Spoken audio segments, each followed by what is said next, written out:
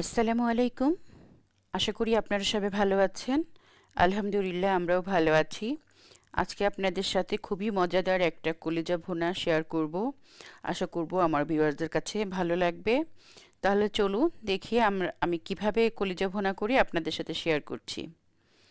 প্রথমে আমি কড়াইয়ে 4 টেবিল চামচ তেল দিয়েছি, আর পেঁয়াজ আর রসুন আমি 1 কাপ মতো দিয়ে দিলাম।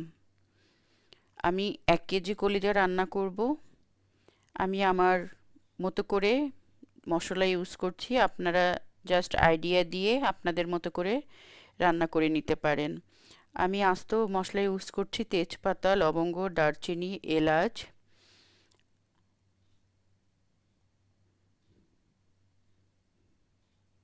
আস্ত মশলা দিচ্ছি, গোলমরিচ দিচ্ছি,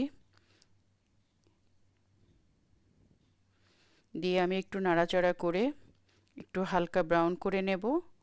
তারপরে আমি বাটা মশলা ইউজ করব। আমি আদা, রসুন আর পেঁয়াজ একসাথে পেস্ট করে নিয়েছি। আমি এখানে 1 চা চামচ আদা পেস্ট, 1 চা চামচ রসুন পেস্ট আর 2 টেবিল চামচ পেঁয়াজ বাটা একসাথে দিয়েছি। দিয়ে আমি পেস্ট করে নিয়েছি। ধনিয়া গুঁড়া, জিরার গুঁড়া 1 চামচ করে দিয়েছি, 1.5 চামচ দিয়েছি মরিচের গুঁড়া, আর 1 চা চামচ দিয়েছি হলুদের গুঁড়া। দিয়ে আমি সুন্দর করে মশলাটাকে কষিয়ে নেব। লবণ দিয়ে দিয়েছি পরিমাণ মতো। খুব ভালো করে মশলাটাকে কষিয়ে নিতে হবে। আর আমি কলিজাগুলো খুব সুন্দর করে ধুয়ে নিয়েছি। গরম পানি করে আমি গরম পানির ভিতরে কলিজাগুলো দিয়ে খুব সুন্দর করে অনেকবার ধুয়ে পরিষ্কার করে নিয়েছি। এই যে আমি আপনাদেরকে দেখাচ্ছি, আমি সুন্দর করে কলিজাগুলো পরিষ্কার করে নিয়েছি, দেখতে পাচ্ছেন আপনারা।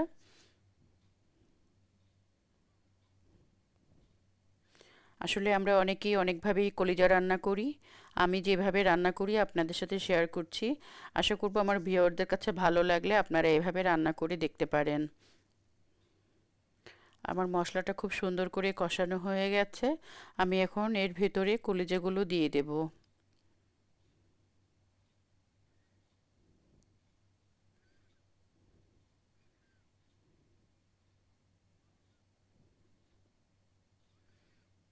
আমি দিয়ে খুব সুন্দর করে নেড়ে চেড়ে এটাকে আমি 5 মিনিট ধরে ঢেকে কষিয়ে নেব। আর আজকের কলিজা রান্নাটা আপনাদের কাছে কেমন লেগেছে আমাকে জানাবেন। আর আমার রান্নাগুলো যদি আপনাদের কাছে ভালো লেগে থাকে, প্লিজ আমার চ্যানেলটি সাবস্ক্রাইব করবেন, পাশে থাকা বেল আইকনটি ক্লিক করে দেবেন, যাতে করে আমি নতুন ভিডিও ছাড়ার সাথে সাথে আপনাদের কাছে পৌঁছে যায়। আর অবশ্যই আপনারা ফ্রেন্ড এবং ফ্যামিলির সাথে শেয়ার করবেন। এখন আমি এটাকে ঢেকে দেব, দিয়ে 5 মিনিট রান্না করব। আমি ঢাকনাটা তখন ছোট একটা দিয়েছিলাম, খুলে বড় ঢাকনাটা দিয়ে দিলাম। দিয়ে আমি এটাকে রান্না করে নিচ্ছি। দেখতেই পাচ্ছেন আমার কলিজাটা সুন্দর কষানো হচ্ছে।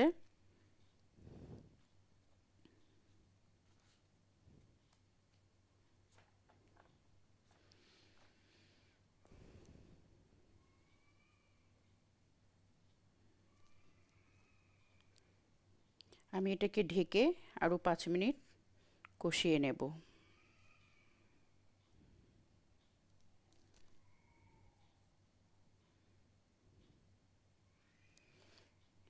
আমার কলিজাটা খুব সুন্দর মতো কষানো হয়ে গেছে। আমি এখন এখানে 1 কাপ গরম পানি দেব, দিয়ে এটাকে আরও একটু কষিয়ে নেব।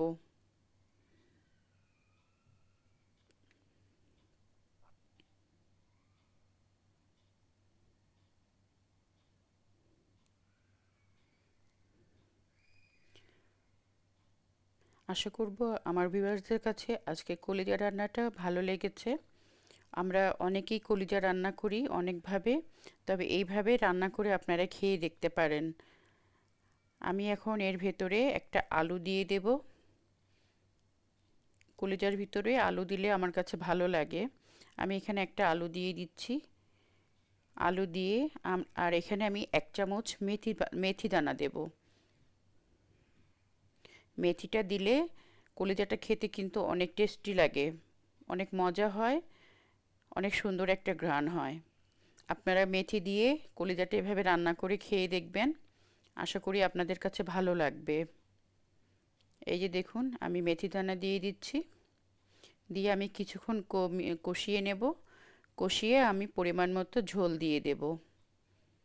এই কলিজা ভুনাটা কিন্তু আজকে খেতে অসাধারণ হয়েছে।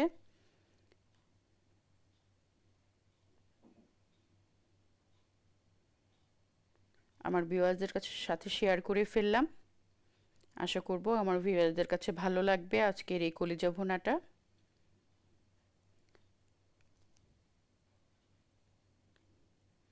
এখন আমি পরিমাণ মতো ঝোল দিয়ে ঢেকে দেব। দিয়ে আমি 10 মিনিট পরে এসে আপনাদের দেখাবো কত সুন্দর আমার কলিজাটা রান্না হয়ে গেছে।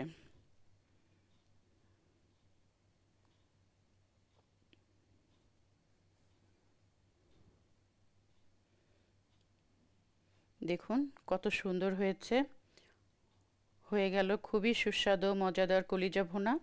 এখন আমি কয়েকটা কাঁচামরিচ দিয়ে দিচ্ছি, আর গুঁড়ো করা ভেজে রেখেছিলাম, গুঁড়ো করে রেখেছি জিরা গুঁড়া আর একটু গরম মশলা গুঁড়া দিয়ে এটাকে আমি নামিয়ে নেব।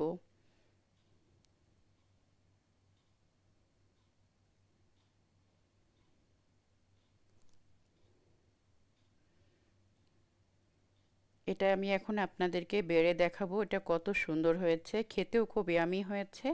আশা করব আজকের ভিডিওটা আমার ভিউয়ার্সদের কাছে ভালো লেগেছে।